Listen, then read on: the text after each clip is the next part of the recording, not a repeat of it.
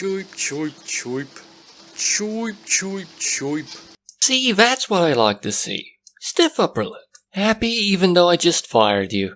Welcome to 2 Point County. A picturesque, seemingly British county that's ravaged by disease, earthquakes, storms, and strange variation in climate. You know, for such a small county, as well as anything else the developers decide to throw at you if you opt for the DLC, aliens and such. But the most common malady that this county suffers from is charm. The charm gland is overproducing. The county's charm is just overflowing, much like my hospital's hallways. This cannot be safe. In fact, it isn't. In these conditions, it's almost impossible to find all of the disease vectors during an outbreak. I wasted quite a few vaccines. This game has so much goofy fun. It has a wide array of joke diseases and cures, as well as amusing DJ patter. It's always lovely to hear from you people out there, especially when it's to tell us the best thing about your town. Buddy called in to say the best thing about the meltdowns are the strange three-eyed animals that have escaped the labs of Bungle Technologies. I was spent from playing this game before any of those ran out. The DJ patter especially. Apart from the ads and music, I've heard nothing they say repeat. Such lengthy, high-quality voice acting. It's quite remarkable, it really bolsters the gameplay. And it tides you over while you're wondering, what do I get to cure next? Oh goody, people think they're John Travolta. It gives you something else to focus on while you set the speed of the game to its highest, getting as big an overview as possible, enjoying your ant farm, as it churns and rakes in money. The distractions are necessary if you play that way, slow and lumbering, preferring to hoard cash before you build most things, expanding slowly. Another nice distraction is the music. The genre is essentially easy listening, but each track is a sort of subgenre flourish. I think one of them goes reggae easy listening. The tracks are good, I never found them annoying. Really well thought out elevator music. Apart from that, there are a few random events to shake things up a bit that give opportunities for extra reward. I found it stimulating, it didn't really bore me, although perhaps it should have. The gameplay is actually a bit repetitive. The campaign is broken up into levels, so that means each level you have to build a new hospital from scratch. Often meaning that you have to rebuild rooms you've built before. Fussing the umpteenth time to place the necessities, like this gong.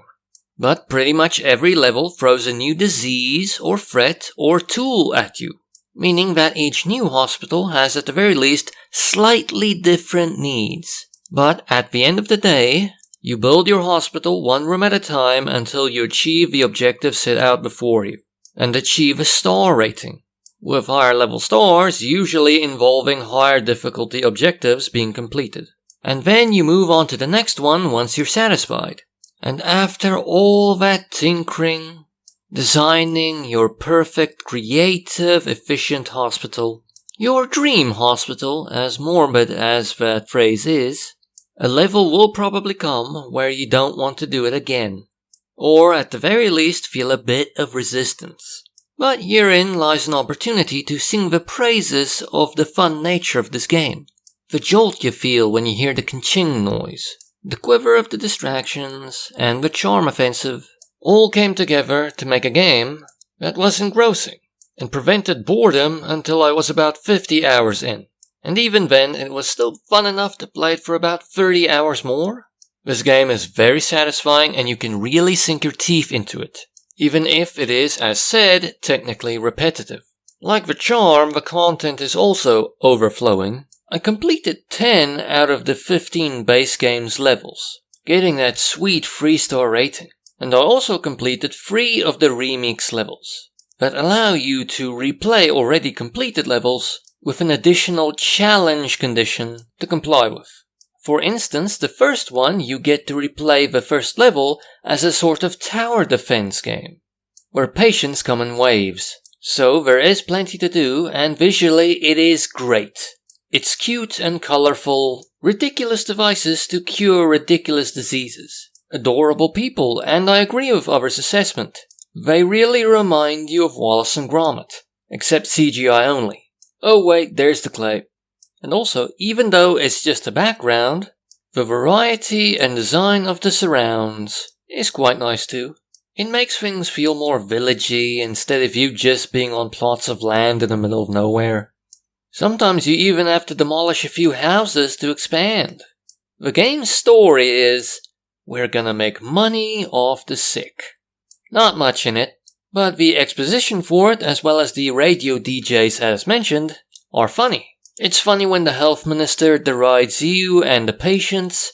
The disease descriptions are funny. Even those diseases who don't have unique skins, where the patients just seem like ordinary humans. Sure, the disease design is great, but you can't have every single one of them have one of those diseases. Otherwise, the gimmick might as well be a hospital for monsters or aliens. And the developers cleverly used this as an opportunity to let a funny description do the heavy lifting.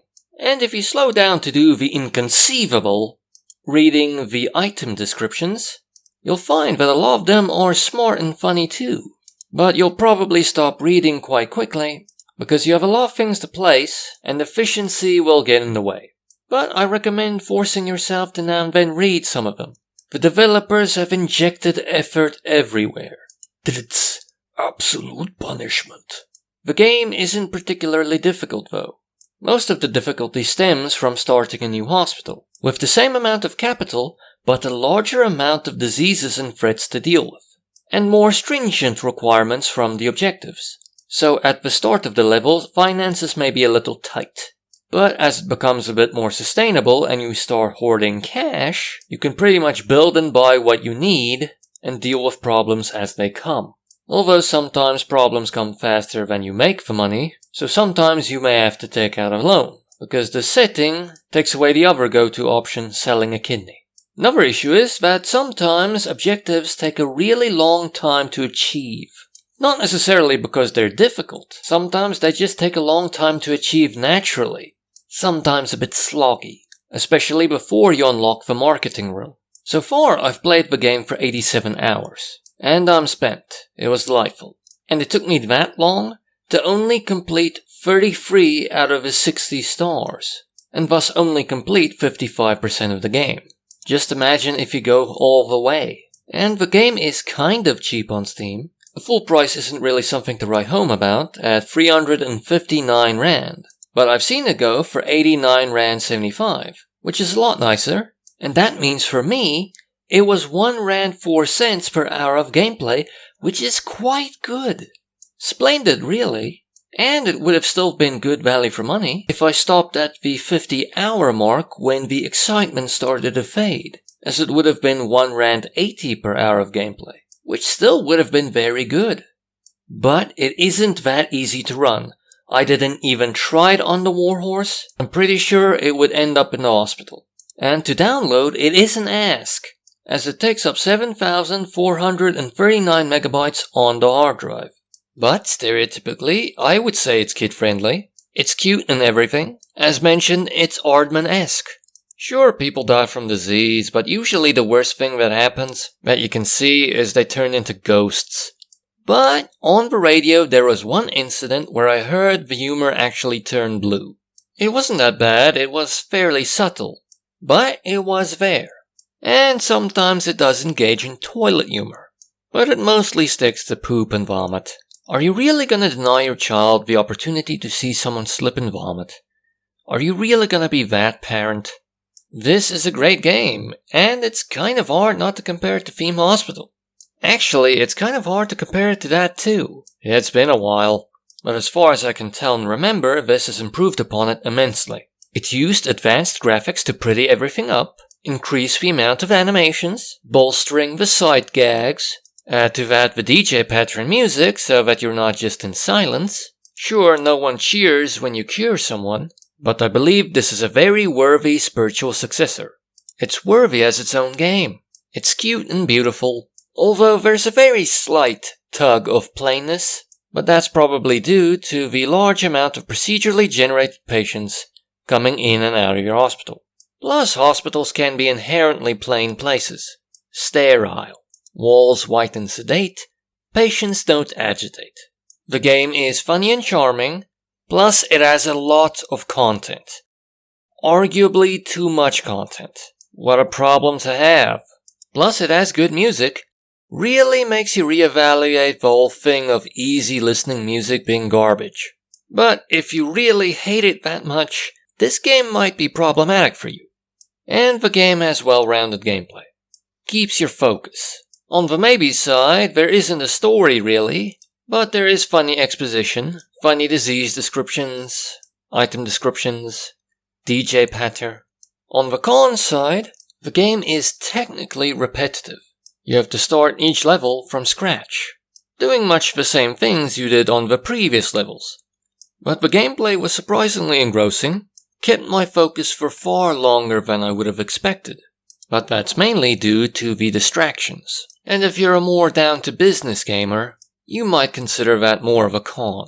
If you're wondering which of those groups you fall into, ask yourself whether you will chuckle or at the very least find it kind of cool and amusing that this game, published by Sega, has the option for you to place an arcade cabinet so that the patients can play Sonic.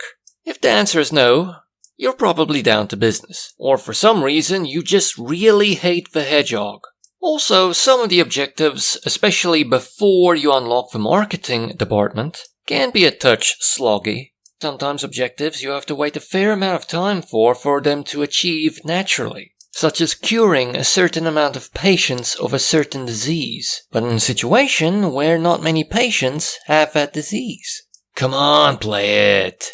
Spend hours designing the perfect room and enjoying the simple pleasure of selecting corporate art.